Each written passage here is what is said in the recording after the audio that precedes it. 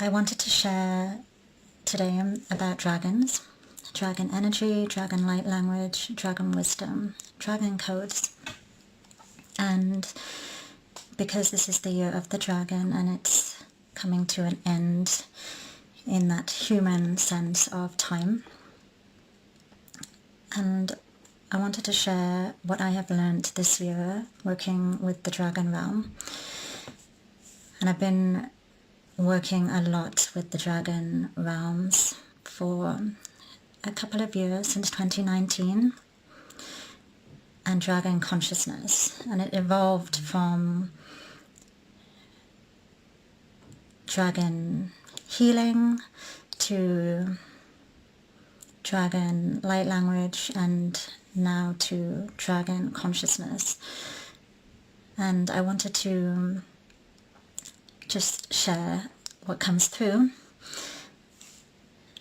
So, and I noticed that I get a little bit nervous actually when I'm talking about this, because it's still quite new to a lot of people. But this is going to shift. It is shifting. But the dragons and the dragon energy and the dragon consciousness is going to play a much bigger role in our collective ascension process. So I wanted to share quickly a few little things. They're just going to come through. I'm just going to allow it to, it's in any random order. So this morning I woke up to do the 13th light language Kundalini activation I've done in a row, receiving. I've been practicing the feminine energetics of receiving Kundalini activation and light language activations in many days in a row from the masculine, from a brother. So he has been practicing giving, the energetics of giving. And it's been very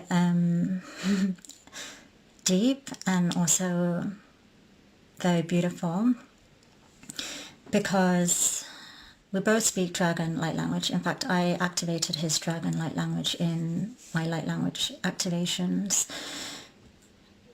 And what I noticed over these 13 days, because in a light language Kundalini activation, you, as the facilitator, are speaking light language for the whole session. And you may be, if it's an online session, you may be muted or unmuted, but the vibration is consistent. And so for me, I noticed over these 13 days how my interpretation of light language, especially dragon light language, has shifted so that I could now understand everything that he was saying, transmitting the codes, the frequency, the dragon consciousness, even when he was muted. And it was very, very beautiful codes and messages of love. This is the main message of dragon consciousness, is love and courage, which is one and the same. It takes a lot of courage to love consistently and deeply and authentically. So in this session, I've seen my own dragon higher aspect before, and I've seen his dragon higher aspect before. But today was the first time I saw the source dragons in my third eyes. When I closed my eyes, I could see their beautiful faces, and they were purple and so, so beautiful.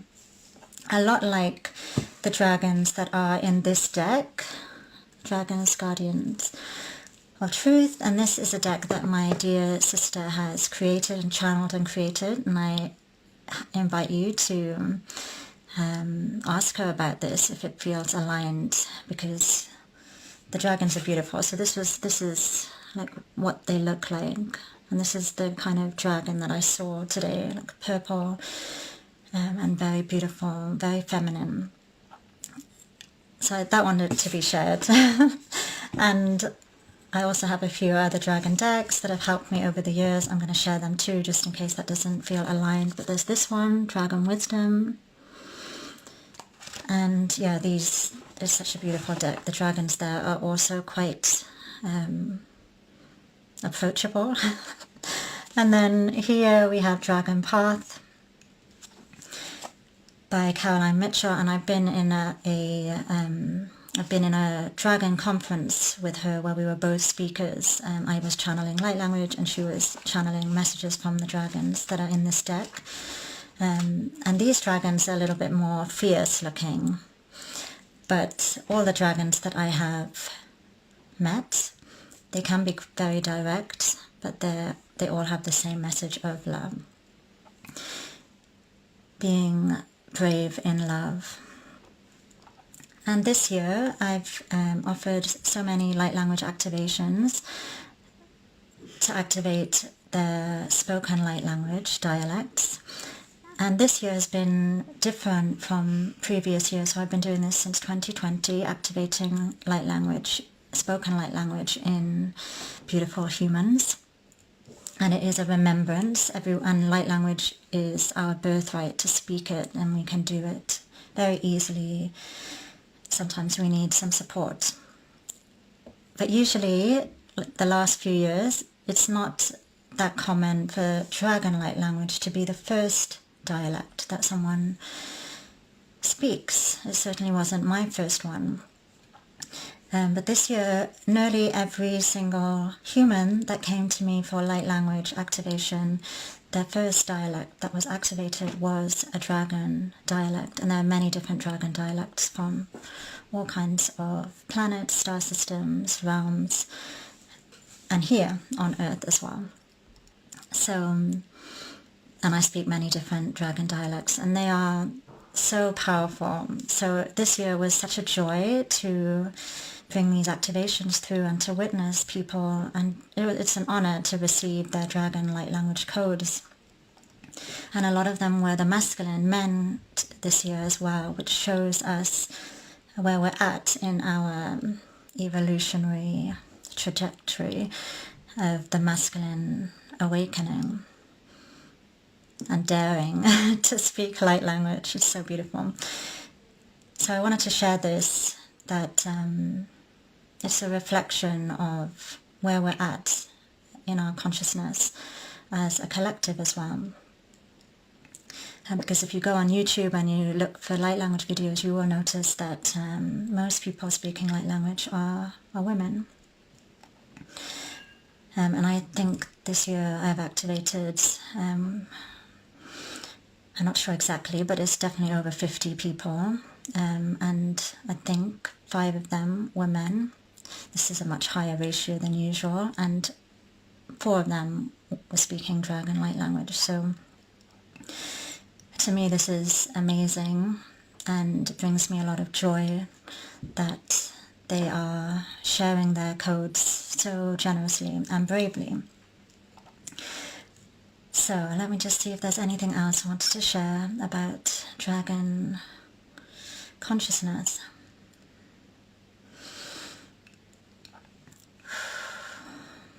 So I've been working with a lot of different dragon collectives and councils of light for the past few years,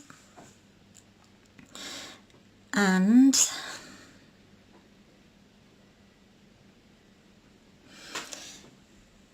so there's a lot of codes coming through about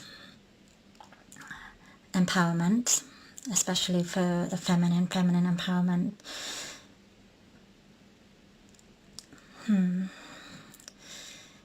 And this year and next year, it's very much about this, that and when I say feminine or masculine, it's we have both of these energies and consciousness within us. So it's I'm working with my feminine and my masculine, my more creative and my more directive, or my more still and my more motion selves. So there's a few messages coming through that yeah, there's so much that we don't know about the dragon realms and dragon consciousness, and they are generally very playful. They invite us to laugh at ourselves, not take ourselves too seriously, and to really look for clues. The dragons are always, especially dragons, your own dragon family, your own dragons on your team, maybe your own dragon children, are always playing with you. They're giving you playful signs, and it's like a game. It's less of sitting here and waiting for a message or asking a question and getting the answer. It's more of this little dance, and it reminds me of how I can be with my children. Like, we're often being very silly, and it's the opposite to what we maybe expect, if we have any expectations of dragons, that it would be, quite serious and stern, and it can be absolutely. There are more serious, stern ones. This deck, they are quite serious, and sometimes that's what we need. So when I was in Cyprus, there was a lot of dragon energy, and this is an important key code with the dragons. They invite us to travel to different places, even in our own country, even in our own, town, to go to different places and feel the different dragon energy in different places. So here we're working more with the terrestrial dragons, but it can also be much higher realm dragons, angelic and galactic dragons. And each land has a different flavor, a different flavor of dragon energy, dragon consciousness. And when I was in Cyprus, the energy was so feminine there. It's real goddess energy, dragons that are working with the goddess realms. So like every goddess has dragons, every angel has dragons working with them. It's like a partnership, like a dance. And yeah, in Cyprus it was so beautiful working and co-creating with this energy, with the dragons there. It was very feminine, and they were really like playing with me. I found this amazing.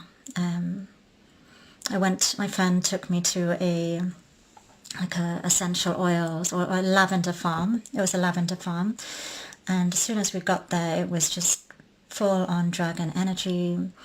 I was receiving a lot of messages from them, and one of them was so I ended up buying like loads of these for my kids. So I have quite a few kids, and it was this idea of having something tangible to remind you of them. So wearing something that makes you feel connected to them. And we were on a lavender farm, and they told me that the lavender plant and essential oil as well, and even the color, is one of their favorites, if that's the right word. And because it's very gentle and soft, lavender is very calming and helps you sleep. It's one of the essential oils that you can actually place on your skin, but it's so potent and so strong, you don't need much of it. And this is a little bit of what dragon consciousness says, that we can be very, very potent and directive, intentional, and we don't actually need to use that much energy or that much time. So I think I'm going to leave it there with the channeled messages and wisdom about dragon consciousness. And I'm going to bring through a very short bit of dragon light language, because this is another thing about dragon light language. It can sound very simple. Is that, simple, or like repetitive. It can be very tonal. It can just sometimes people who are speaking dragon light language, different dialects of course, might be feeling like it's actually not that exciting compared to others. But this is like part of the codes from the dragon realm. Dragon consciousness is that less is more. And we don't actually have to speak a lot of dragon light language, and we don't have to speak it for a long time either. We don't have to do a super long transmission to transmit and share these codes, this frequency. So I'm gonna just share some dragon light language, and I'm feeling it is to regulate the nervous system, to help us feel safe and calm and peaceful.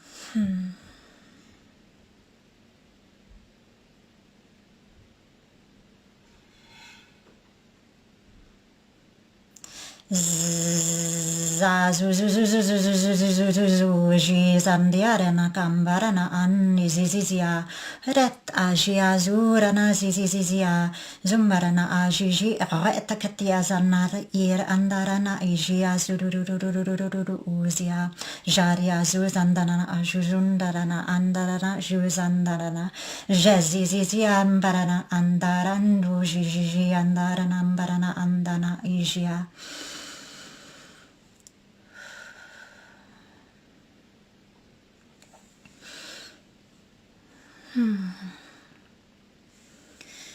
And I feel as well that it's important to share because we're closing the year of the dragon, going into the year of the snake in the Chinese New Year, and the difference between the dragon and the snake, they're actually very, very similar in some ways.